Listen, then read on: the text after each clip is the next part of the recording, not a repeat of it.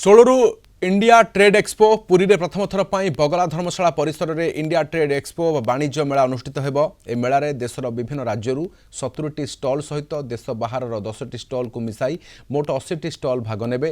ए India trade expo Afghanistan रो मसाला, Iran रो मिठा, Thailand रो bounce तैयारी सामग्री सहित समग्र विश्वर सामग्री पसरा मेलिब। वोकल फॉर लोकल को मध्य प्राधान्य दिया जाइछि। ए इंडिया ट्रेड एक्सपो जनवरी 16 रु 25 पर्यंत चलिब। आयोजित एक सांबादिक सम्मेलन रे सूचना दिया जाइछि।